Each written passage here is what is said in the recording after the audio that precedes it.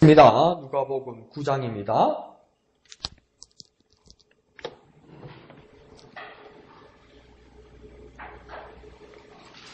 누가복음 9장 1절에서 9절까지 생명의 삶 2월 18일분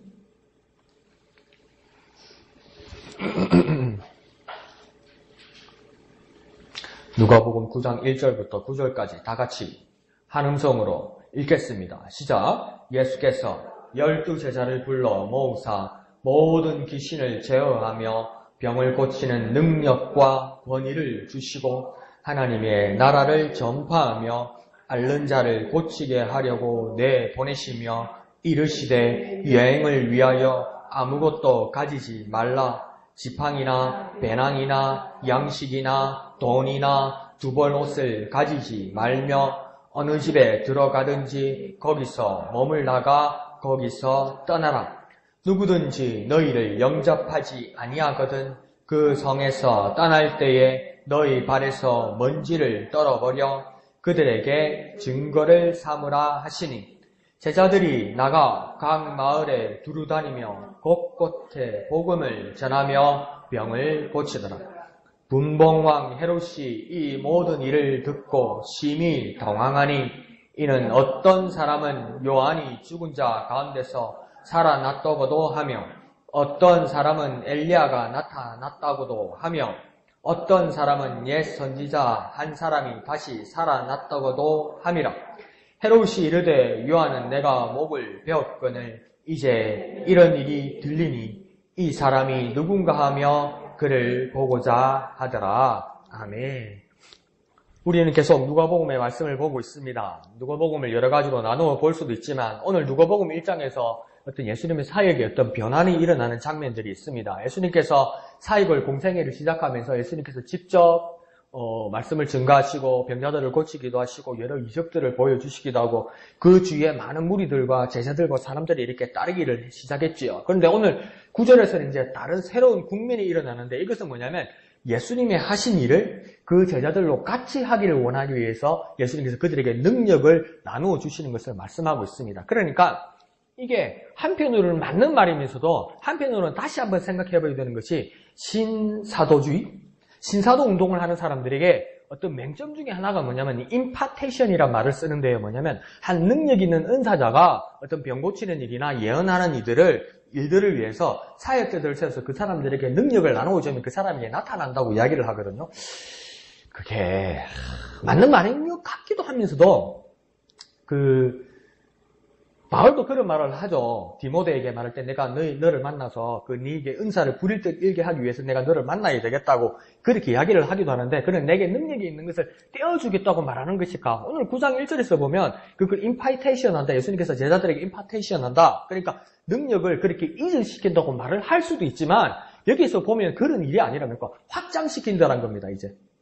그러니까 내가 너에게 넘겨준다는 게 아니라 막 어디 감전시키거나 전염시키거나 뭐 이런 식의 어떤 뭐 이전시키거나 이런 일들이 아니라 그 위대한 예수님의 사역, 하나님께서 주신 위대한 사역들이 뭡니까? 이제 더 많이 확장된다는 거지 어떤 능력자가 떼준다는 것하고는 조금 그 결이 다릅니다. 그러니까 이게 새로운 하나님 나라의 확장 사업이 새로운 국면이 일어나는 겁니다. 그러니까 한 사람만을 바라보고 이 일들이 일어나는 것이 아니라 이제 많은 사람들에게 이 사역들을 그러니까 사명과 소명을 주시면서 이 하나님 나라의 확장 일이 일어나는 것이 그 주 목적이지 누가 능력 있는 사람이 나눠주거나 그러니까 막 점쟁이를 찾아가 용한 사람한테서 뭐 신내림을 받거나 이거하고 완전히 다르다고요. 근데 그걸 이상하게 오늘날 신사도주의나 신카리스마주의자들이 신은사주의자들이 좀 이상하게 봐요. 근데 그거요 결이요. 무속인들 무당한데 신내림 받는 거하고 비슷해요. 그렇게 되면요. 그거는 좀 달라요. 완전히 국민이 달라지는 겁니다. 누가복음에서는 9장에서. 그 하나님의 일을 제자들에게 나눠주는 거죠. 그래서 이제 제자들과 예수님께서 동력하신다는 것. 그리고 그 능력과 권위가 모두에게 동등하게 임한다는 것. 그것을 말하는 거죠. 그러면서 예수님께서 1절에 보면 제자들이 이제 직접 귀신을 제어하고 병을 고치게 합니다. 그러니까 이 귀신을 제어하고 병을 고치는 것은 어떤 용한 사람을 만나거나 예수님께서 직접 받았기 때문에 되는 것이 아니라 주님이 주시는 능력과 권위라는 것을 믿어야 되는 겁니다. 그러니까 내게 귀신을 쫓아내는 능력과 그리고 하나님의 말씀을 전하는 병을 고치는 능력이 내게 있으면 내가 용한 능력과 은사를 받았다는 것이 더 중요한 것이 아니라 주님의 능력과 권위가 내게 임했다는 거죠. 그러니까 하나님의 나라와 그 하나님의 일이 내게 임했고 막중한 일들, 막중한 책임들, 막중한 사명이 내게 임했다는 것을 깨달아야 된다는 겁니다. 그러면 뭡니까? 여기서 고치는 일, 또 귀신을 제어하는 일, 이게 중점이 되어서는 아니 되고 이 일을 통하여서 하나님의 이름이 영화롭게 되고 하나님의 능력과 권위가 무엇인지 더 중점을 둬야 된다는 겁니다. 이게 하나님의 권위가 내게 임했으니 이게 정말 막중하다는 것을 알아야 된다는 거죠. 애들 보는 그게 많아있지만 어른들을 위한 영화에서 스파이더맨이란 그 영화에서 나오면서도 뭐냐면 스파이더맨 그 주인공의 그 삼촌이 죽으면서 마지막 유언이 그 스파이더맨이 된 그 애에게 하는 말이 그겁니다. 강한 능력은 막중한 책임이 따른다는 거예요. 막중한 책임이 따른다는 거예요. 우리에게 하나님께서 하나님 나라에 귀한 일을 주시고 그 일을 능력으로 하나님 나라를 전파하기 위해서 우리에게 막중한 책임감이 따른다는 겁니다. 우리가 먼저 하나님 나라의 일을 알았고 예수 그리스도를 통한 구원을 알았으면 우리에게는 막중한 책임이 있다는 겁니다. 그래서 내가 마음껏 누리는 것뿐만 아니라 그들에게 나눠 주어야 할 막중한 책임이 있다는 겁니다. 그게 뭡니까? 하나님 나라의 권위입니다. 권위. 주님께서 주신 권위입니다. 권위. 누굴 막 눌러버리고 누구를 막 비틀어버리고 누구를 결박시키고 누구를 굴복시키고 누구를 내 밑에 두는 게 아니라고요. 그러니까 대한민국도 뭡니까? 이제 계속 바뀌게 될 겁니다. 대한민국 정치 체제도 왜요? 한 인물이 이 나라를 이끌어갈 거라고 자꾸 생각하는 거예요. 근데 이 나라는 왕이 다스리는 나라가 아니잖아요. 민주주의 국가잖아요. 민주주의는 국민이 주인이에요. 여러분, 대통령이 주인이 아니에요. 헌법이 그래요. 헌법이. 그렇기 때문에 언제든지 바뀌는 거예요. 이게. 잘못하면 갈아 바꿀 수도 있고 임기가 지나면 바뀔 수 있는 거예요. 왜요? 왜 바뀝니까? 우리가 주인이니까. 그러니까 한 인물 중심으로 가지 않는다고요. 그러니까 지금 교회 안에서도 예수 그리스도가 중심이 되었으면 어떤 유능한 목사나 유능한 부흥사나 어떤 막 큰 능력자가 이 일을 중심으로 이끌어가는 게 아니라고요. 그래서 얼마나 많이 실망했습니까? 오늘날 세상에 많은 교회들이 또 심지어 사회들마저 어느 목사는 괜찮다고 생각하고 어느 부흥사는 정말 진짜 신실한 주님의 종일 거라고 생각했는데 얼마나 뒤통수 때리고 눈탱이 때립니까? 저도 여러분의 뒤꿈치를 잡을 수도 있을 수도 몰라요. 그러더라고요. 제 친구들이. 니는 목사 안 했으면 사기꾼 했을 거야. 그러더라고요. 그러니까 막중한 책임이 우리에게 있다는 겁니다. 그 일을 주님께서 제자들에게 주십니다. 그것이 무엇입니까? 주님 주시는 능력과 권위라는 겁니다. 그래서 1절 끝에 뭡니까? 이 병을 고치는 능력과 권위를 주셨다. 이렇게 생각하면 안 되고요. 귀신을 제어하고 병을 고치는 능력과 권위를 주셨다. 모든 것을 총괄할 수 있는 능력과 권위를 주님께서 주셨다는 것이 그겁니다. 그러니까 그 능력과 권위를 제자들에게 주셨다는 겁니다. 근데 우리에게도 무엇이 필요합니까? 주님이 주시는 능력과 권위가 필요한 것입니다. 해볼까요? 능력과 권위.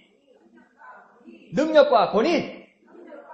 그 능력과 권위가 우리에게 필요합니다. 그러면서 2절에서는 또 뭐라고 말씀하셨냐면 하나님의 나라를 전파하며 앓는 자를 고치게 하려 하신다 이렇게 말합니다. 그런데 하나님 나라를 전파하고 앓는 자를 고친다는 것은 여기서 보면 하나님 나라를 전파하고 앓는 자를 고친다고 말하는데 뭐라고 하면 고치게 하려고 하나님 나라를 전파하고 앓는 자를 고치게 하기 위해서 어떻게 하신다고 2절 맨 끝에 뭐랍니까? 내보내신다고 이야기해요. 그러니까 내보내신다고. 그러니까 안에서 우리끼리 잔치하고 안에서 우리끼리 마음껏 누리고 안에서 우리끼리 마음껏 먹고 막 등 따시고 배부르게 배를 두드리고 너희들은 아니야 이런 게 아니고요. 내가 가진 게 있고 내가 주님께서 내 공동체를 통하여 우리 목양의 공동체를 통하여 주님께서 주신 그 무엇이라도 있으면 뭡니까? 주님께서 우리에게 내보내신다고요.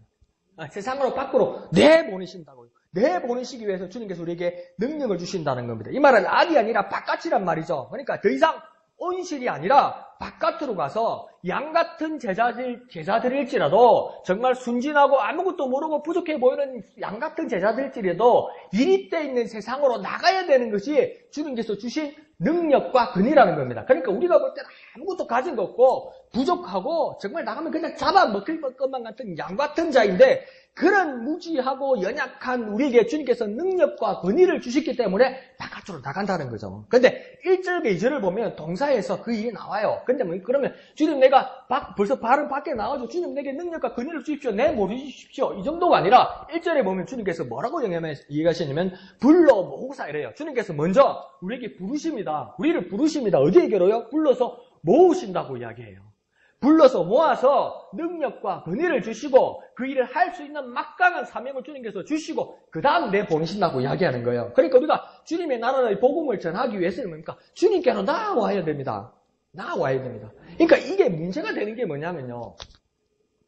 침례교 이상 중에 하나는 뭐냐면 개교회주의라는 말이 있어요. 이 개교회주의는 말은 이기주의라는 말이 아니고 교회 위에 교회 없고 교회 밑에 교회 없다는 말입니다. 그러니까 모든 교회가 평등한데 모든 교회가 평등한 이유는 뭐냐면 주님께서 이 모든 교회의 주인이 되시기 때문이라는 거예요. 그러니까 큰 교회, 작은 교회, 주님이 누리는 큰 교회, 작은 교회 없어요. 할렐루야죠. 큰 교회, 작은 교회 있고 주인 교회, 종교회 없어요. 없어요. 주님이 다 주인 되기 때문에 그러면 뭐 여기는 예수님 발만 있고 저기는 예수님 머리만 있는 아니요. 정말 주님이 교회 주인 되시는 거예요. 그래서 침례교 이상이 뭡니까? 개교회주의라는 겁니다. 그게 개교회주의라는 겁니다. 그러니까 모두가 평등하다는 겁니다. 그러니까 모두가 평등하고 모두가 주님께서 살아계신 교회인데 어디가 유명하다니 어디가 용하다니 누가 낫다니 저기는 진리라니 여기는 가짜라니 그래서 용한 저기를 찾아가야 된다니 그게 어폐가 있는 거예요. 어폐가 있는 거예요. 뭔가 착각이 있는 거예요, 우리에게. 여기서 주님이 주인 되신 교회라면 내가 여기서 주님이 주신 사명을 따라 내가 맡아야 할 일이 여기 있다는 것을 우리는 알아야만 하는 것입니다. 그래서 그 길을 통해서 주님께서 내보내시는 일을 보내주시고 사명을 주시고 내보내시겠다는 겁니다. 그러니까 여기서 주님께서 우리를 양육하시고 주님께서 여기를 우리에게 불러오셔서 이 목약의 공동체에 주님께서 우리를 부르시고 모으셔서 건의와 능력을 주시고 이 목양교회를 거점으로 해서 바깥 세상에 복음을 증가하게 하시겠다는 겁니다. 그러니 먼저 우리가 뭘 해야 됩니까? 주님께서 부르심에 응답하고 여기 나와야 된다는 거죠. 나와서 주님의 능력과 건의를 입고 우리 목양 공동체를 거점으로 해서 뭡니까? 바깥 세상으로 나아가야 된다는 겁니다. 그러니까 디딤돌이 있어야 된다는 거. 디딤돌이. 그러니까 이렇게 디디고 이렇게 나가요. 디디고. 그냥 아무것도 모르고 나아가는 게 아니고 발 디딤돌이 있듯이 디디고 나아가는 이 거점이 있다는 겁니다. 그게 뭔가 주님의 차례대로 말하시는 부르시고 모으시고 능력과 건의를 주시고 그리고 내보내신다는 겁니다. 그 일들이 우리에게 일어난다는 거죠. 그러니까 복음은 무엇입니까? 주님께서 우리에게 불러 모으셔서 바깥으로 전하는 겁니다. 바깥으로 나가려니까 두렵지요. 무섭지요. 내가 가진 걸로 뭐가 되겠습니까? 내가 있는 게 뭐가 있습니까? 나보다 더 똑똑한 사람도 있고 나보다 더 지식이 많은 사람도 있고 나보다 더 권위가 많은 사람도 있고 저 교회 가면 우리보다 더 많이 배운 것 같기도 하고 저 교회하고 붙으면 뭐 안 될 것 같기도 하고 바깥 세상에 나서 남의 교회하고 붙는 것도 정말 부끄러운 일이지만 뭡니까? 막 비교가 되는 것 같고 이런 막 두려움과 부끄러움과 나아갈 수 없는 자신감이 막 떨어지는 그런 많은 일들이 있다는 거죠. 그래서 우리에게 뭐가 필요한 겁니까? 주님의 권위와 주님의 능력이 필요한 겁니다. 그래서 우리가 복음을 전하려면 어떻게 기도해야 되냐면 주님께서 우리에게 보내실 때 주님 내게 능력과 권위를 주옵소서. 주님 내게 능력과 권위를 주옵소서. 주여 내가 나가겠사오니 주님의 능력과 권위를 주옵소서. 주님의 능력과 권위를 주셔서 하나님 나라를 전파하게 하시고 앓는 자를 고치게 하여 주옵소서. 아픈 자를 낫게 하여 주시고 마음에 묶음이 있는 자를 풀리게 하여 주시고 고민이 있는 자에게는 회복과 해방이 있을 수 있도록 주여 내게 능력과 권위를 주시옵소서. 죄에 묶인 자가 해방되고 예수 그리스도 이름으로 구원받을 수 있도록 내게 주님의 능력과 주님의 권위를 주시옵소서. 이렇게 간절히 기도하고 나아가는 저와 여러분이 되어야 할 것입니다. 한번 해볼까요? 내게 능력과 권위를 주소서. 내게 능력과 권위를 주소서. 이 시간 기도하실 때 주여 내가 복음 증가하러 가겠습니다. 주님 내게 주님의 능력과 주님의 권위를 주옵소서. 내가 무엇이간데 세상으로 나아가겠습니까? 내가 무엇이간데 복음을 전하겠습니까? 내가 감히 무엇이간데 하나님 나라의 진리를 전하겠습니까? 주님 부족한 나에게 주님의 능력과 주님의 권위를 주옵소서. 목양을 거점으로 바깥 세상으로 나아가겠사오니 주님 내게 주님의 능력과 주님의 권위를 주시옵소서. 주님의 이름 크게 한번 부르고 다 같이 기도합니다. 주여! 주님 내게 주님의 능력과 주님의 권위를 주시옵소서. 주님의 능력, 주님의 권위를 주셔서 주의 하나님의 나라를 전파하게 하여 주시옵소서. 앓는 자를 고치는 놀라운 역사가 우리 가운데 일어나게 하여 주옵소서. 주님의 능력, 주님의 권위가 우리 가운데 있게 하여 주시옵소서. 주님 역사하셔서 주님의 능력으로 주님의 권위로 역사하여 주시옵소서. 주님의 놀라우신 은혜로 주님 우리 가운데 역사하여 주시옵소서. 주여 역사하여 주시옵소서. 주님을 의지합니다. 주님을 의지합니다. 역사하여 주시옵소서. 어느 누구나 주께 나오라. 어서 와서 주의 말씀 들으라. 하늘아버지가 오라 하시니 어느 누구나 오라. 어느 누구나 주께 나오라. 어서 와서 주의 말씀 들으라. 하늘아버지가 오라 하시니 어느 누구나 오라. 거룩하신 아버지 하나님 은혜를 감사드립니다. 어느 누구나 주님의 말씀을 들을 수 있도록, 어느 누구나 복음의 말씀을 받아들일 수 있도록 주여 내가 주의 말씀을 전하는 능력자가 되게 하여 주옵소서.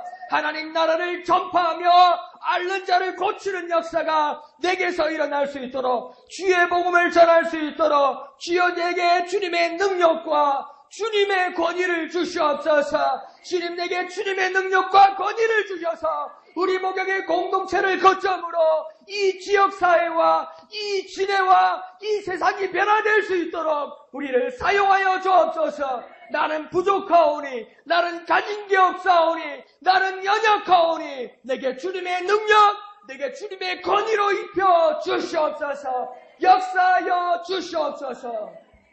모든 것을 감사드리며 거룩하신 예수님의 이름으로 간절히 기도합나이다. 아멘. 이제 복음을 전하고 말씀을 전할 때 누구를 만날 때 왜 이렇게 말이 안 되노? 왜 이렇게 말이 안 통하노? 왜 이렇게 자신이 없노? 이런 생각이 들 때 다시 한번 기도하십시오. 주님 내게 주님의 능력과 권위를 주십시오. 주님 내 걸 가지고 하려고 그랬네요. 주님 나를 용서하시고 지금 이후로부터 내가 주님의 능력과 주님의 권위를 주십시오. 주님의 능력과 주님의 권위를 주십시오. 놀라운 역사가 일어나게 하여 주십시오. 이렇게 기도하는 저와 여러분 되시기를 부탁드립니다. 자, 그러면서 이제 복음을 전하라고 하시는데 3절에 보면 이 전도 선교 여행이 좀 준비 상황이 좀 당황스럽습니다. 뭘 준비하고 이래 말하면 되는데 예수님은 이것도 필요 없고 저것도 필요 없고 이런 식으로 말씀하십니다. 요즘 같으면 뭡니까? 가방은 배낭도 하나 메고 여행용 우리 어른들 말로 구루마 달린 가방도 하나 들고 여권은 꼭 잊어버리지 말고 이렇게 말씀하셔야 되는데 속옷은 두 벌로 챙겨가야 씻어먹고 할 수 있다. 이게 돼야 될 거 아닙니까? 근데 뭐라고 이야기합니까? 예수님 아무것도 가지지 말라. 가져가지 말라고 자꾸 그러세요. 그러면서 뭐랍니까? 지팡이, 배낭, 양식, 돈, 여벌의 옷 이거 다 가지고 가지 말라고 그럽니다. 어떻게 이러고 가라는 겁니까? 그러니까 가려고 마음에 준비를 하다가도 못 가겠어요. 이러면 그죠? 이렇게까지 말씀하시면 못 갈 것 같습니다. 그러면서 4절에서는 예수님 또 뭐라고 말씀하냐면 어느 지역으로 가거든, 어느 집에 숙소로 정하거든 거기서 머물다가 떠나라 이럽니다. 그럼 언제 있다가 언제 가라는 건지 그것도 모르겠습니다. 잘 있으라 하고 말씀하시는 것 같다가도 뭡니까? 떠나라고 이야기합니다. 그것이 언제 떠나야 할지도 모르겠습니다. 그러니까 이해가 참 어려운 말입니다. 사실은. 이런 식으로 사실은 이런 식으로 말씀하시면 그 예수님 말씀 안 하셔도 압니다. 갔다가 아니다 싶으면 내가 올 거고 갔다가 잘못했다 싶으면 일어날 거고 좀 지루하다 싶으면 알아서 정리할 겁니다. 그걸 뭐 말이라고 말씀하십니까? 이런 상하는 마음을 할 수도 있어요. 그런 거 있잖아요. 애들 보고 야 이제 밥도 먹고 텔레비도 봤으니 공부 좀 해라 그러면 애들 뭐랍니까? 딱 공부하려 할 때 엄마 김세계 그런다 그래서 공부 안 해 이러잖아요. 애들 말 안 하면 안 할 것들이 꼭 그러잖아요. 그러니까 공부하려는데 공부하라고 잔소리한테 에이 공부 안 해 이러잖아요. 꼭 공부 못하는 게 책상 없어 공부 못한다 하고 꼭 공부 못하는 게 시험처럼 할 때 우왕청심은 먹고 이래가지고 이러잖아요. 그러니까 이것도 뭡니까? 내가 알아서 예수님께서 사명 주셨으면 내가 이 정도는 알아서 할 것 같은데 예수님께서 이렇게 사사건건 이렇게 말씀하시니까 김도 새고 의욕도 떨어질 것만 같습니다. 그리고 이렇게 말씀하시니까 무슨 말인지 이해가 가지도 않습니다. 그런데 4절에서는 반복되는 말씀이 있는데 뭐라고 이야기하냐면 거기서 머물다가 거기서 떠나라 이렇게 이야기합니다. 그래서 거기서란 말을 두 번이나 말씀하십니다. 뭐라고 얘기하냐면 거기서 머물다가 거기서 떠나라. 그러니까 거기는 이것도 거기 이러잖아요. 말 안 놓으면 거기에서 그거 하는 거라고. 뭐요? 그러면 이 말귀도 못하는 거기서 거기. 그러니까 나 걱정이요. 지금 대통령도 뭐 특검에 가서 조사를 받니, 뭐 헌법재판소 가서 최후 진술을 하니. 내가 걱정이요. 우리 엄마도 아니고, 우리 이모도 아니고, 우리 고모도 아닌데 걱정이요. 말해봤자, 거기서 그러다가 올 거라고, 그 양반이. 그럼 뭐 재판관이나 검사가 무슨 말인지를 도통 못 알아들어. 그런데 자기 생각은 말 다 있다고 생각하는 거예요. 뭐 자기 머리에 있는데 듣는 사람은 무슨 말인지 하나도 못 알아듣는 거죠. 그러니까 이제 스님도 그렇게 말하는 거예요. 거기 있다가, 그때 떠나라니까. 이게 뭔 말이요? 언제 갔다가 어디 있다가 언제 나가란 말이요? 이거 뭐, 그렇게 쉬운 뜻이 아니지 않습니까? 그런데 한 번 더 생각해보면, 거기서 머물다가는 말은 무슨 말이냐면, 복음을 증거하러 가서, 전도여행이나 선교여행을 가서, 누가 너를 받아들이기 시작하면, 거기서 머물러서 복음을 전하는 거점으로 잡지, 여기저기 옮겨 다니지 말라는 겁니다. 대우받으려고, 어디 더 괜찮은 집 있나? 어느 집에 더 맛있는 거 있는가? 어느 집 이부자리가 더 편안한가? 그러면서 남의 집에 민폐 끼치면서 여기저기 이 동네 저 동네 이렇게 다니지만 이 동네를 오늘 거점으로 며칠 동안 복음을 전하기로 했으면 그 집에서 받아들이는 그 집에 그냥 그 집에 있으라는 겁니다. 더 이상의 민폐 끼치지 말고 신세 지지 말고 그곳에 거점으로 해서 거기서 복음을 증거하라는 겁니다. 그러고 나서 거기서 떠나란 말은 뭐냐면 때가 되면 아무 미련이나 지체함 없이 나오라는 겁니다. 거기에 그대로 있다가 때가 되었다고 생각하면 복음을 증거하였다고 네가 느끼기 시작하고 청년께서 역사하시기 시작하면 거기서 나오라는 겁니다. 미련 없이. 뭡니까? 더 대우받으려고 하지 말라는 겁니다. 더 대우받으려고. 거기서 눌려앉으려고. 여기가 좋사오네 그런 식으로 생각하지 말라는 겁니다. 이게 복음이 다 증거되었다고 생각하면 거기서 지체 없이 미련 없이 다 나오라는 겁니다. 그러니까 예수님께서 좀 냉정하게 말씀하시기도 하고 예수님께서 아주 남에게 신세지는 것에 대해서 아주 예민하게 말씀하시기도. 근데 왜 이렇게 남에게 신세지는 것이 그 집이나 그 지역에 대한 배려일 것 같기도 하지만 그 이상의 예수님의 생각들이 있습니다. 그걸 나중에 깨닫게 될 건데요. 그런데 예수님께서 거기서 머물다가 거기서 떠나라고 이렇게까지 설명하셨으면 그럼 이게 그 어디 예상 시나리오대로 되면 얼마나 좋겠습니까? 복음 전하러 갈 때 이리 오너라 이러면 누구시오? 지나가는 가객인데 복음을 전하려 하는데 그러면 여기 들어주셔서 우리 집에 일숙하십시오. 이러면 좋은데 그게 어디 그림대로 됩니까?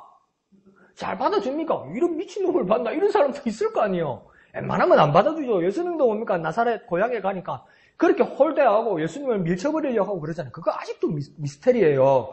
예수님께서 가버나움이나 갈릴리 지역 가버나움 같은 데 가면 그렇게 환영을 받았는데 예수님께서 자라시고 어렸을 때부터 자라시고 그 나사롯에 갔는데 사람들한테 홀대받고 공격받아요. 나중에는 어떻게까지 됩니까? 예수님하고 막 첨예하게 대립하게 되죠. 그러면 이게요.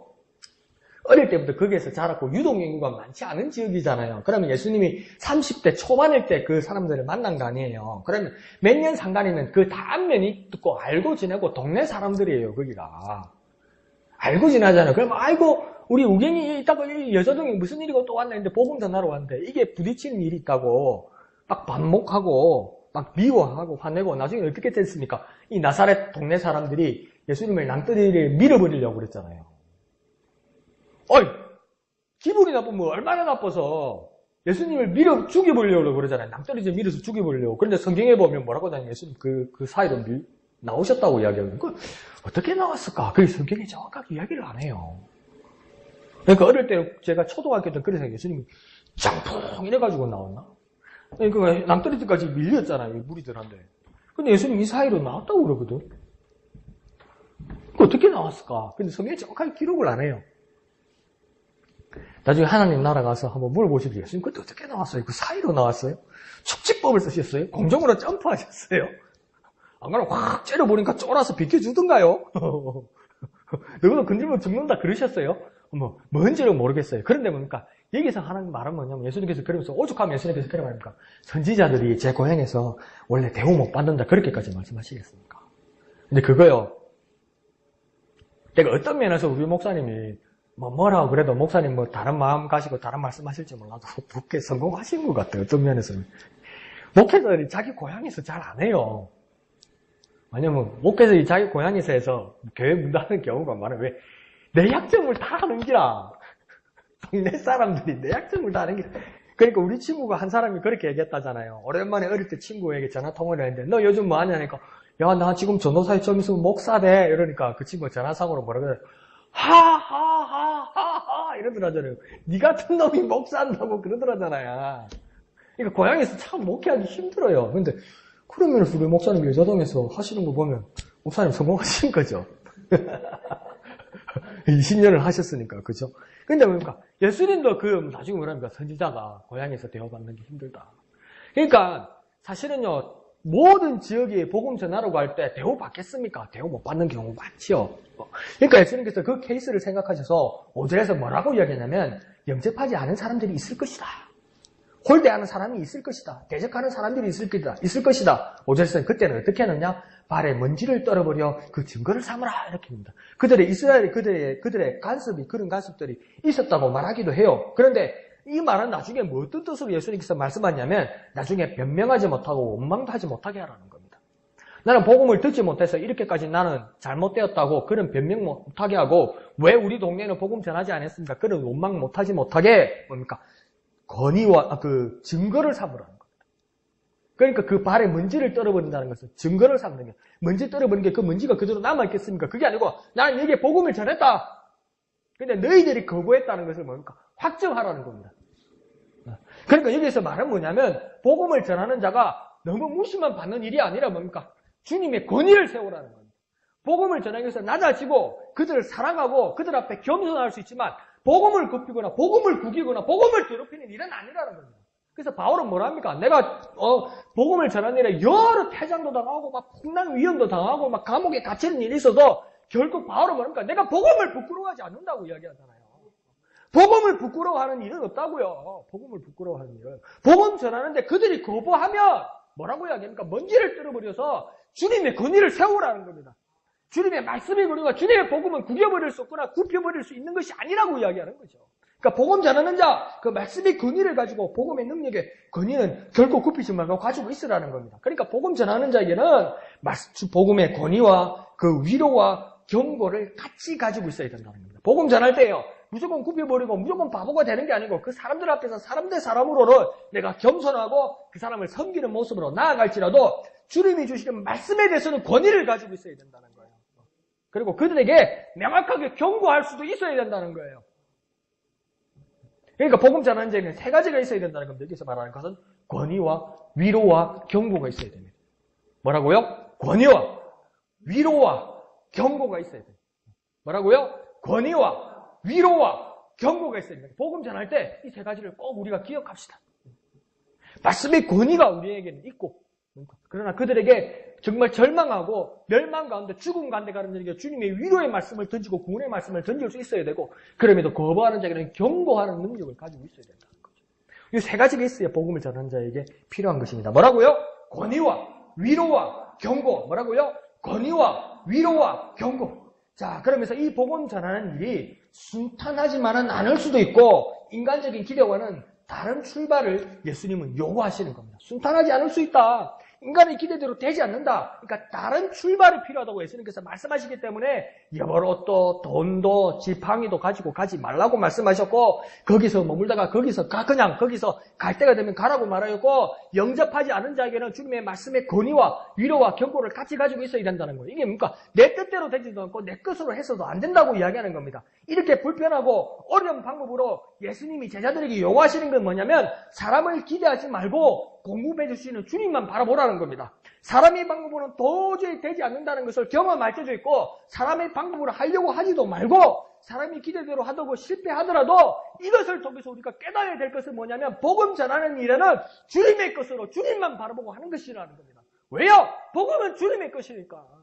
복음은 내 것이 아니니까. 복음은 내 자존심 이전에 주님의 권위니까.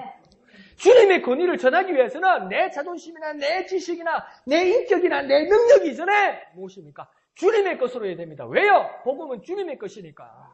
주님의 것으로 해야죠. 왜요? 복음은 주님의 것이니까 주님의 것으로 전해야죠. 그러니까 다른 거 바라보지 말라고 이야기하는 거예요. 그러니까 복음은 누구의 것입니까? 주님의 것입니다. 그래서 뭐 어떻게 해야 됩니까? 주님의 것으로 전해야 됩니다. 복음은 누구의 것입니까? 주님의 것입니다. 그래서 복음은 어떻게 전해야 됩니까? 주님의 것으로 전해야 됩니다. 누구의 것으로 전해야 된다고요? 주님의 것으로 전해야 되는 겁니다. 그래서 주님께서 말씀하시는 것이죠. 그러니까 주님의 복음을 전하기로 했으면 주님의 방법으로 주님만을 바라보고 주님 주시는 것으로 하라고 이야기하는 겁니다. 네가 전하는 그 복음이, 그 복된 소식이, 그 선언이 진짜 주님의 복음이면 그 주님의 복음을 전하기로 했으면 주님의 방법으로 주님만을 바라보고 주님 주시는 것으로 하자. 제자들에게 예수님께서는 그렇게 말하는 겁니다. 그래서 6절을 보면 제자들이 그렇게 잘 순종한 것 같습니다. 그러니까 6절의 그 경과들을 보면 제자들이 나가 각 마을에 두루다니며 곳곳에 복음을 전하며 병을 고치더라. 그러니까 제자들이 잘 순종한 것 같습니다. 나가서, 그러니까 주님 말씀하신 대로 내보내시니까 나가서, 그리고 각 마을에 가서, 여러 마을로 가서 두루 곳곳에 거기서 머물다가 복음 전하고 거기서 떠나서 또 병을 고치는 하나님 나라를 전하는 그 일들을 잘 했다고 합니다. 그대로 잘 되었지요. 네, 제자들이 예수님의 지시사항을 잘 순종한 것 같습니다. 그러니까 오직 주님만 보고 주님의 것으로 한 것입니다. 주님 것만 보고 주님의 것으로 하니까 뭐가 일어난 겁니까? 역사가 일어난 거죠. 주님의 것으로 했기 때문에 역사가 일어난 거죠. 주님의 것으로 했으니까. 순종했으니까 이 역사가 일어난 겁니다. 여기다가 뭐 조미료 치고 여기다가 소금 더 넣고 여기다가 간장 더 넣고 달고로 한다고 살칸 더 뿌리고 이러면 뭡니까? 이게 막 버린다는 거예요. 버린다. 여기다 뭐 하나 더 넣었으면 좋겠다 이러면 뭡니까? 베린다는 거예요. 베린다. 된장찌개면 순석에 된장 풀어가지고 촥 이래 되겠네. 거기다 고추장 풀고 오래되면 3년 묵은 간장이라고도 그거다 붓고 조선간장, 외간장 섞어 넣고 설탕 넣고 더 넣다 사카린 넣고 아무도 못 먹고는 집에서 캐는 개도 못 먹고는 그러면 안 된다. 그러니까 오직 주님의 것으로, 오직 주님의 것으로. 그러니까 뭡니까? 오직 주님의 것으로 순종하고 그 일을 하니까 뭡니까? 역사가 일어나더라는 거예요. 그러니까 우리가 복음 전할 때 뭡니까? 막 치지 말고, 막 뿌리지 말고, 막 썩지 말고, 주님만 보고, 주님의 것으로, 주님의 복음을 전하는 겁니다. 뭐라고요? 주님만 보고, 주님의 것으로, 주님의 복음을 전하는 겁니다. 한번 해볼까요? 주님만 보고, 주님의 것으로, 주님의 복음을 전하자! 주님만 보고, 주님의 것으로, 주님의 복음을 전하자! 이 시간 기도할 때 주님, 내가 주님의 복음을 전하기를 원합니다. 오직 주님만 보고 주님의 것으로 주님의 복음을 전하여서 역사가 일어나게 하여 주옵소서. 오직 주님의 것으로 놀라운 역사가 일어나게 하여 주옵소서. 내 모든 것 내려놓고 오직 주님만 바라보고 주님만 드러나는 역사가 내게서 일어날 수 있도록 모든 것 버리고 주님만 바라보고 주님의 것으로 주님의 복음을 전할 수 있도록 주님의 복음이 오니 주님의 말씀이 오니 주님의 구원이 오니 주님의 능력이 오니 나는 감춰주셨고 오직 주님의 것으로 순종하여서 주님의 놀라운 역사가 내게 일어나게 하여 주시옵소서. 주님의 이름 크게 한번 부르고 다 같이 기도합니다. 주여 내가 복음의 주의 복음을 전하기를 원합니다. 오직 주님만 보고 주님의 것으로 주님의 복음을 전하게 하여 주시옵소서. 주님만 보고 주님의 것으로 주님의 복음을 전하게 하여 주옵소서. 주님만 보고 주님의 것으로 주님의 복음을 전하게 하여 주시옵소서. 주님만 보고 주님의 것으로 주님의 복음을 전하게 하여 주옵소서. 모든 것을 떨쳐버리고 모든 것을 포기할지라도 오직 주님만 보고 주님의 것으로 주님의 복음을 전할 수 있도록 주여 역사하여 주옵소서. 순종함으로 오직 순종함으로 놀라운 역사를 경험하게 하여 주옵소서. 오직 순종함으로 주님을 경험하게 하여 주시옵소서. 역사하여 주시옵소서. 인도하여 주시옵소서. 예수만 바라보게 역사하여 주시옵소서. 무거운 짐을 나 홀로 지고 견디다 못해 쓰러질 때 불쌍히 여겨 구원해 주리. 은혜의 주님 한 번 더 합니다. 무거운 짐을 나 홀로 지고 견디다 못해 쓰러질 때 불쌍히 여겨 구원해 주리. 은혜의 주님 오직 예수. 거룩하신 주님 은혜를 감사드립니다. 하나님, 우리가 하려고 하고 우리가 준비하려고 하고 우리가 갖추려고 하고 우리가 어떤 모양을 되려고 하고 그것으로 복음을 전할 때 산산이 부서지고 무너지고 쓰러지는 우리의 모습들을 바라보게 됩니다. 오늘로부터 이제로부터 전하는 복음은 주님의 복음이오니 오직 주님의 것으로 주님만 바라보고 주님의 복음을 전하게 하여 주시옵소서. 주님만 보고 주님의 것으로 주님의 복음을 전할 수 있도록 도와주시옵소서. 온전히 순종함으로 놀라운 역사를 경험하게 하여 주옵소서. 순전한 모습으로 주의 복음, 하나님의 나라를 전파함으로 고치는 역사, 변화시키는 역사, 치유하는 역사, 구원하는 역사가 예수의 이름으로 드러나게 하여 주옵소서. 오직 은혜의 주님 예수만이 내 몸에서 종기 나타날 수 있도록 역사하여 주시옵소서. 모든 것을 감사드리며 거룩하신 예수님의 이름으로 간절히 기도하옵나이다. 아멘. 그러니까 복음 전하는 것은, 이 복음이라는 것은 오직 주님의 복음입니다. 우리가 전하는 복음은 오직 주님의 복음입니다. 예수의 복음입니다. 그래서 오직 주님의 복음이기 때문에 주님의 것으로 주님만 바라보고 주님의 복음을 전하는 겁니다. 주님의 것이니까, 주님의 복음은 주님의 것이니까 주님의 것으로 전하는 것입니다. 그러한 순수한 모습으로 우리가 순종하며 나아갈 때 놀라운 역사가 일어나는 겁니다. 하나님의 나라가 전파되고 연약한 자들이 고침을 받는 겁니다. 변화되고 회복의 역사가 일어나는 겁니다. 그 역사는 어디에서 일어나는 겁니까? 오직 주님의 것으로 전할 때요. 오직 주님에서. 그래서 바울이 보니까 오직 내 몸에서 그리스도가 종기 나타나기를 원한다. 그리스도만이 종기 나타나기를 원한다. 이게 얼마나 애쓴 거겠어요. 내가 뭘 하고 싶거든요. 뭘 하다 보면 뭘 하고 싶거든요. 뭘 하고 싶어요. 뭘 더 이렇게 좀 하고 싶어요. 그러니까 여자가 화장할 때 한번 더 두드려 보고 싶듯이, 더 바르고 싶듯이 막 그런 마음이 생겨요, 인간적으로. 그러니까 바울에게도 왜 그런 마음이 없었겠습니까? 근데 이걸 이겨내려고 오직 그리스도만 종기 나타나게 하려고 얼마나 애썼겠습니까? 근데 놀라운 역사가 우리 가운데 일어나는 겁니다. 주님만 보고 주님의 것으로 주님의 복음을 전하는 우리가 됩시다. 자, 그러면서 제자들이 얼마나 열심히 순종했는지 이제 헤롯이 반응하기 시작합니다. 그래서 7절에 뭐라고 이야기합니다. 헤롯이 심히 당황했다 이랍니다. 그러니까 주의 복음을 온전히 전하고 순종하여서 놀라운 역사가 일어났는데, 누구는 병고침을 받고 하나님 나라가 복음이 전파되는 역사가 일어나게 됐는데, 헤롯은 뭐 하고 있습니까? 주의 복음을 받아들이지도 않고 뭘 합니까? 변화되지도 않고 심히 당황했다. 그런데 이 복음은 부분이나 일부가 아니라 뭐라고 합니까? 헤롯이 이 모든 일을, 분봉왕 헤롯이 이 모든 일을 들었다. 그러니까 부분을 듣거나 일부를 듣는 것이 아니라 이 모든 일을 듣고 그랬다는 겁니다. 그러니까 완벽한 복음 사역이 있는데 헤롯은 왜 이러고 있는 것일까요? 그러니까 이 상황에 대해서 이상한 해석과 이상한 믿음을 들었기 때문입니다. 그러니까 완벽한 주의 복음이 역사가 일어났고 그것을 부분이나 일부를 헤롯이 들은 것이 아니라 이 모든 일을 들었는데 심히 당황하게 된 것은 그릇된 믿음, 그릇된 해석이 그에게 가미되었기 때문입니다. 그래서 뭐라고 해야 합니까? 요한이 죽은 자 가운데서 다시 살아났다. 그러니까 뭡니까? 침례 요한이 죽은 자 가운데서 다시 살아났다.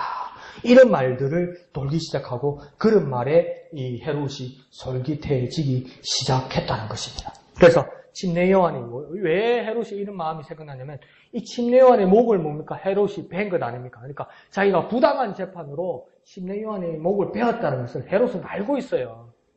자기가 그 사람을 사형을 집행했는데 그게 불의한 재판, 잘못된 재판이라는 것을 잊지 않고 있어요. 자기도 잘못했다는 것을 알고 있죠. 그런데 또 여기서 어떤 문제가 생기냐면 이 대한민국이나 이 불교 국가만의 일이 아니라 이 유대 사회에서도 환생을 믿었던 것 같습니다. 그러니까 분명히 죽었잖아요. 근데 침례요한이 살아났다고 이야기하잖아요. 그러니까 이건 부활이 아니고 뭡니까? 환생을 이야기하는 거죠, 환생. 그러니까 이 환생에 대한 있던 이 모든 모습들은 이 불교, 이 동양권 사회, 불교 사회에서만 일어나는 일들이 아니라 솔직히 말해서 환생에 대한 어떤 교리, 환생에 대한 믿음들은 대부분의 전 세계에서 돌던 어떤 민간 신앙 이상의 그 고등 종교에서도 나타나는 겁니다. 그러니까 환생이 없다고 생각하는 것들은 하나님 말씀 외에는 거의 없을 정도입니다. 그래서 그 유대가 아니라 헬라, 그리스의 어떤 철학자들도 환생을 많이 믿었고, 그래서 피타고라스 같은 사람도, 피타고라스가 수학자이고 철학자이기도 하지만 그 제자들에게 가르침을 보면 어디 신비주의 종교 어떤 교주 같은 사람입니다. 그래서 뭐냐면 내가 먼 훗날에 지팡이를 들고 너희들 앞에 나타날 것이라고 그렇게 이야기했어요. 그러니까 이런 어떤 민간 신앙이나 헬라나 그리스의 어떤 떠도는 어떤 이런 이야기들이 유대교나 기독교 내에도 이제 들어오기 시작하는 거죠. 그러니까 가이사랴 빌립보에서도 예수님 제자들에게 물어보실 때 뭐랍니까? 사람들이 인자를 누구라고 말하느냐 이럴 때 뭐라고 합니까? 제자들이 엘리야나 심레요한이나 선지자 중에 하나하고 그럽디다 이래 말하죠. 그 말이 뭡니까? 엘리야가 환생했다는 거 아니에요. 유명한 선지자들이 다시 살아났다는 거 아니에요. 그게 뭡니까? 지금 하나님을 신앙하는 사람들 사이에서도 돌았다는 겁니까? 그러니까 막 오염되기 시작했다는 겁니다. 근데 이게 누구 입에서 나온 겁니까? 예수님의 제자들의 입에서도 나왔었어요. 환생을 함부로 일만 했다니까. 들먹였다니까. 그러니까 그러니까 우리 공동체 내에서도 이게 막 돌 수 있는 이야기라는 거예요. 잘못된 민간신앙, 무소, 또 뭐 다른 종교, 그릇된 이단의 가르침 이런 것들이 막 섞여들 수도 있다는 겁니다. 그러니까 9절에서 헤롯은 생각하기를 침례요한은 내가 목을 베어 처형했는데 이런 일은 왜 일어난 것일까? 이렇게 막 두려워하기 시작했다는 거죠. 그러니까 이것은 하나의 신념이나 믿음이 아니라 막 여기저기로 혼란스러운 겁니다. 그러니까 그 막 이상한 걸 찾기를 시작하는 사람은 교회 안에 소속되더라도 여기도 가보고 저기도 가본다고. 그런데 그게 일관된 신념이나 일관된 자기 관점이 아니라고요. 그러니까 여기도 가보고 저기도 가보는데 지난달에 가봤던 것하고 요번 달에 가봤던 것하고 완전 반대로 이야기하는데도 다 쫓아다니죠. 그 사람들 보면. 이날은 기억이라고 하는데 저날은 니은이라고 하는데도 여기도 가 있어. 이날은 1일에 가고 다음 날은 2라고 하는데도 여기도 가 있어. 그러니까 막 쫓아다니는 거예요. 그럼 왜 지난달에는 여기고 이번 달은 여기 가냐고 몰라? 이래요. 근데 그냥 가보는 거라고 해요. 그러니까 상당히 자기 자신이 혼란스러워지는 거죠. 그러니까 지금 헤롯도 어떻게 됐습니까? 상당히 지금 자기 자신이 혼란스러운 겁니다. 혼란감, 그러니까 혼미하게 하는 거예요. 그러니까 완전 혼미함으로 미혹된 겁니다. 그런데 이런 일들이 지금 누구에게도 사실은 있었습니까? 제자들에게도 있었지요. 그러면서 헤롯은 뭐라고 이야기하냐면 이 사람이 누군가 이렇게 말합니다. 그러니까 여기서 이 사람이 누군가는 몇 절에 있습니까? 9절에 있죠. 헤롯이 이르되 요한은 내가 목을 베었거늘 이제 이런 일이 들리니 이 사람이 누군가 하며 그를 보고자 하더라. 그러니까 이 사람은 누구입니까? 예수를 말하는 거죠. 그러니까 한번 가만히 보십시오. 지금 복음을 전한 자는 누구입니까? 예수가 아니라 제자들이 복음을 전했어요. 9장 1절로부터 예수님께서 제자들이 복음을 전하게 했어요. 제자들이 복음을 전하겠다. 근데 제자들이 얼마나 순종하면서 예수님 말씀하시는 그대로 순종하여서 복음을 전하고 그 역사가 일어났든지 우리 같으면 뭡니까? 베드로가 요한이 야고보가 이야 놀라운 일을 한다. 예수님의 제자들이 놀라운 일을 한다. 그래서 막 베드로를 찾아가고 막 야고보를 찾아가고 요한을 찾아갈 건데 얼마나 제자들이 주님 말씀에 순종해서 복음을 잘 증거했던지 바울이 그 옛날에 소망하던 대로 그리스도만 종교에 나타나기를 원해 그 복음을 잘 증거했던지 베드로가 복음을 전했는데 요한이 복음을 전했는데 베드로가 드러나지 않고 요한이 드러나지 않고 헤롯이 궁금해하는 자는 누구입니까? 제자가 아니라 이 사람 예수가 궁금하더라는 거 아닙니까? 얼마나 복음을 제대로 전했는지 사람이 제자들이 드러나지 않고 헤롯이 궁금하는 자들은 제자들이 아니라 예수였다는 겁니다. 복음을 전한 자는 누구였습니까? 제자들이었어요. 근데 헤롯이 궁금해하는 자는 누구입니까? 예수라고요. 그러니까 지금 복음을 전한 자는 누구라고요? 제자들이 전했어요. 근데 헤롯이 궁금해하는 자는 누구라고요? 예수라고요. 이 얼마나 신기한 일입니까? 그러니까요, 집사님이 지금 복음을 전했어요. 근데 막 사람들이 변화가 일어나고 막 예수를 믿기 시작하고 목양에 막 사람들이 막 들어차고 막 이 집사님을 통해서 막 역사가 일어나요. 그런데 이 사람들이 뭡니까? 집사님을 궁금해하지 않고 이 집사람이 전한 예수님을 궁금해하더라는 겁니다. 이런 놀라운 일이 일어났다. 그러니까 우리가 복음을 전하는 자라면 내가 아니라 예수가 드러나서 사람들이 예수를 궁금해하고 내가 아니라 예수에게로 사람이 와야 한다는 겁니다.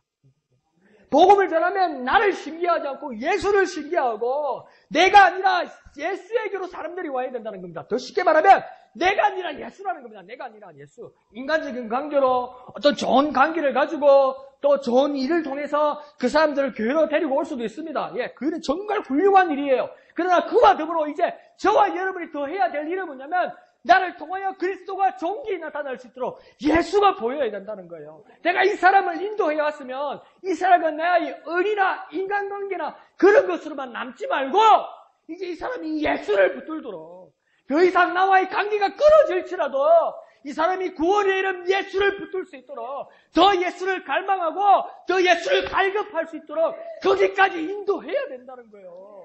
그게 복음 증거자라는 거예요. 인간의 관계나 의리가 아니고 날 좀 봐서 교회 좀 와도 그거 잘한 거예요. 그러나 거기서 머물지 말고 예수가 드러나야 된다는 거예요. 또 쉽게 말하면 뭡니까? 내가 아니라 예수가 나야 되는 거예요. 내가 아니라 예수, 내가 아니라 예수, 내가 아니라 예수. 온전히 주님을 순종해서 복음을 전하면 내가 아니라 예수가 드러난다는 거예요.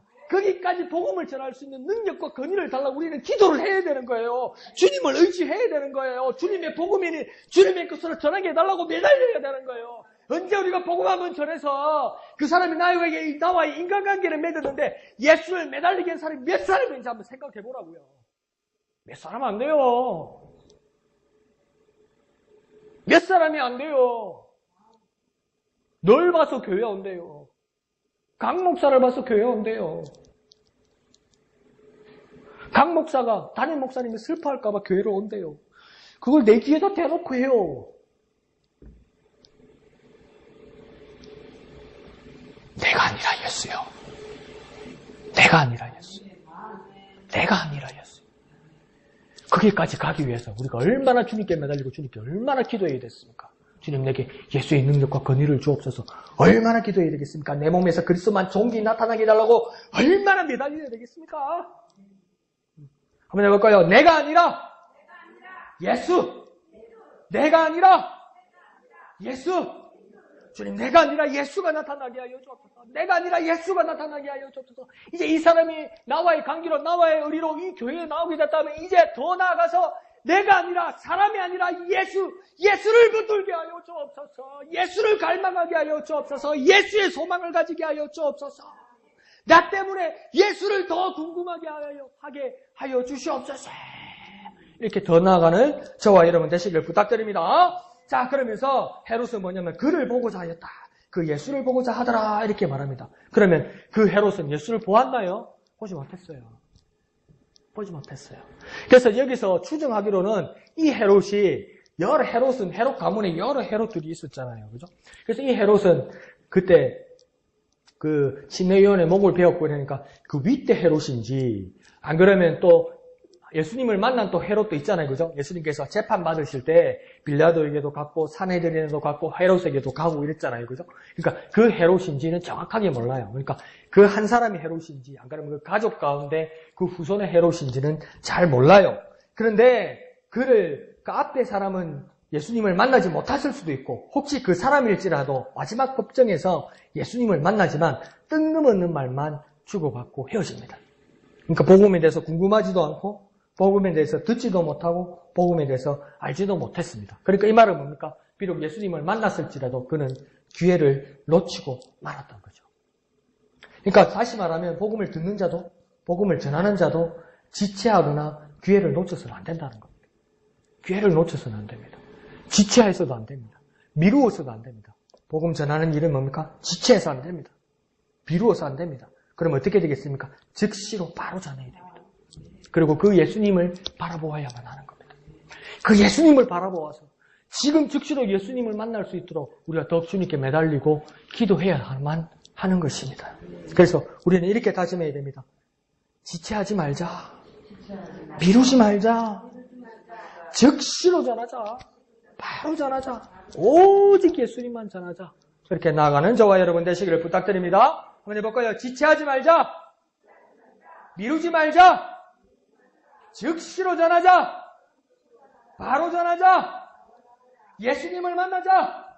예수님을 만나자. 예수님을 만나게 하자. 내가 아니라 예수. 내가 아니라 예수. 오직 예수. 오직 예수만 전하자. 그러니까 오직 예수란 말이 여기서도 통하는 말이었어요. 오직 예수란 말이 무엇이었을까? 내가 아니라 예수였고, 즉시로 예수를 전한 것이었고, 지체하지 않고 예수를 전한 것이었고, 미루지 말고 예수를 전하는 것이었다. 그런 놀라운 역사로서 주님 앞에 영광 돌려드리는 저와 여러분 되시기를 부탁드립니다. 이 시간 찬송하신 후에 다 같이 기도하겠습니다. 찬송가 272장입니다. 고통의 멍에 벗을 입고 예수께로 나옵니다. 오직 예수께로 나옵니다. 272장입니다. 오직 예수께로, 오직 주께로, 오직 예수께로 나아갑니다. 오직 예수께로 모든 사람들이 나아가게 하여 주시옵소서. 찬송하신 후에 다 같이 기도하겠습니다.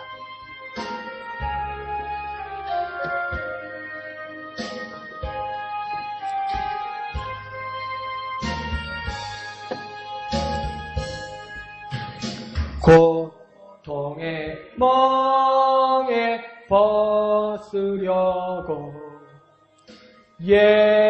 예수께로 나갑니다. 자유와 기쁨 베푸시는 주께로 갑니다.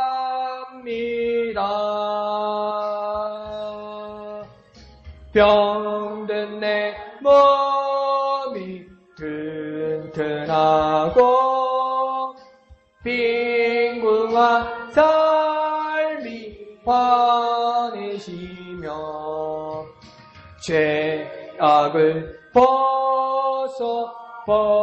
벗어버리려고 주께로 갑니다. 낭패와 실망 당한 뒤에 예수께로 나갑니다. 십자가 은혜 받으려고 주께로 갑니다. 슬프던 마음 위로받고 일생의 풍파 잔잔하며 영광의 찬송 부르려고 주께로 갑니다. 교만한 마음을 내버리고 예수께로 나갑니다. 복되신 말씀 따르려고 주께로 갑니다. 실망한 이모 힘을 얻고 예수의 크신 사랑받아 하늘의 기쁨 맛보려고 주께로 갑니다.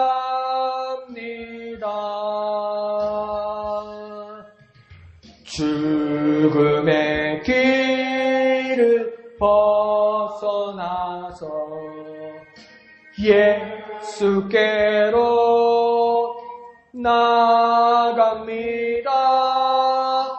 영원한 집을 바라보고 주께로 갑니다.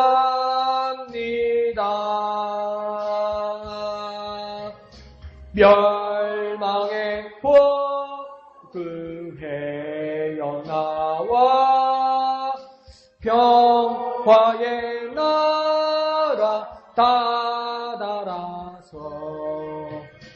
영광의 주를 배우려고 주께로 갑니다.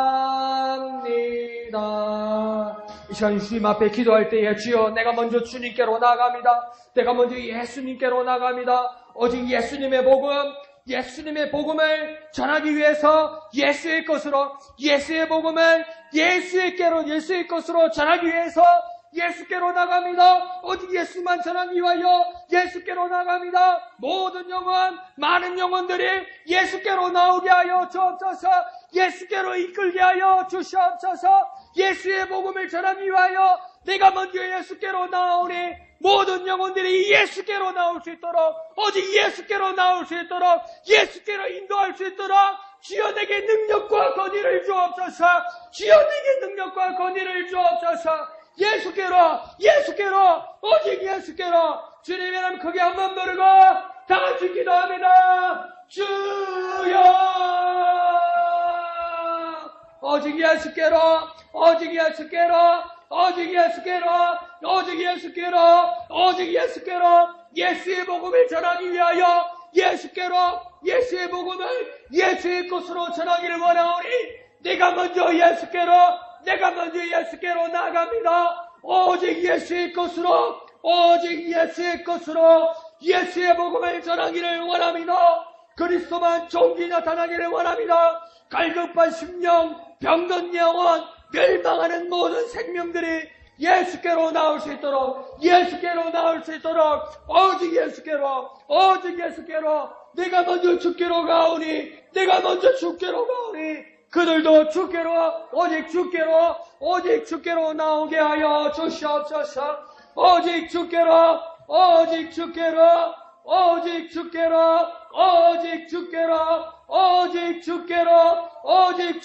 나아가게 주여 역사하여 주시옵소서.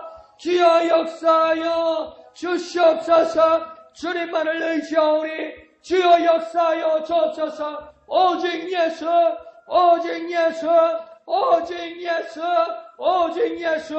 예수만 나타나게 하여 주옵소서. 예수만 증거하게 하여 주시옵소서. 내 몸에서 오직 예수 그리스도만 증거할 수 있도록 능력과 권위를 주시옵소서. 하나님 나라를 전파할 수 있도록 주여 고치는 역사, 능력과 은사가 나타나게 하여 주시옵소서. 역사하여 주시옵소서. 주님만을 의지하오니 은혜 베풀어 주시옵소서. 주님만을 의지합니다.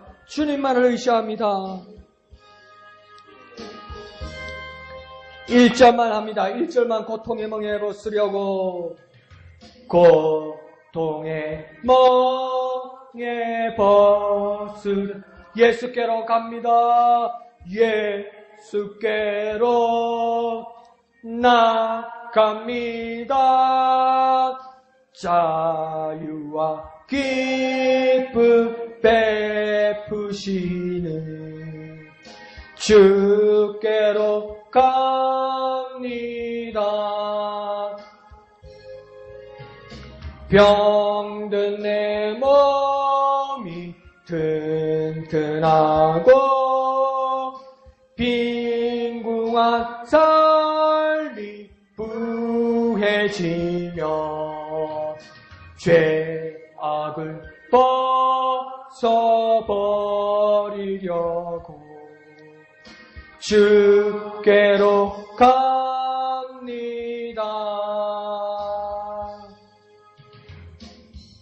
거룩하신 주님 은혜를 감사드립니다. 주님 우리로 하여금 복음의 일꾼 삼아 주시옵소서. 주 예수의 복음을 전하는 주님의 귀한 일꾼으로 사용하여 주시옵소서. 주 예수의 복음이 오니 주 예수의 것으로 증거할 수 있도록 도와주시옵소서. 오직 주님만 보고 오직 주님의 것으로 오직 주의 복음을 전하는 우리가 되게 하여 주옵소서. 우리 몸에서 오직 그리스도만 종기 나타나는 주의 복음 증거자 되게 하여 주옵소서. 주님의 능력과 주님의 권위로 복음을 증가하게 하여 주옵소서. 내가 먼저 예수께로 가오니, 내가 먼저 예수께로 가오니, 나를 받아주시고, 나를 사용하여 주시고, 나를 채워주시고, 나로 충만케 하여 주시옵소서. 갈급한 심령, 병든 영혼, 죽어가는 생명들을 예수께로, 오직 예수께로, 오직 예수께로 인도하는 우리가 되게 하여 주옵소서. 지체하지 말게 하여 주옵소서. 미루지 말게 하여 주옵소서. 즉시로 전하게 하여 주옵소서. 바로 전하게 하여 주옵소서. 오직 예수, 오직 예수, 내가 아니라 예수, 내가 아니라 예수, 예수께로 인도하는 우리가 되게 역사하여 주시옵소서.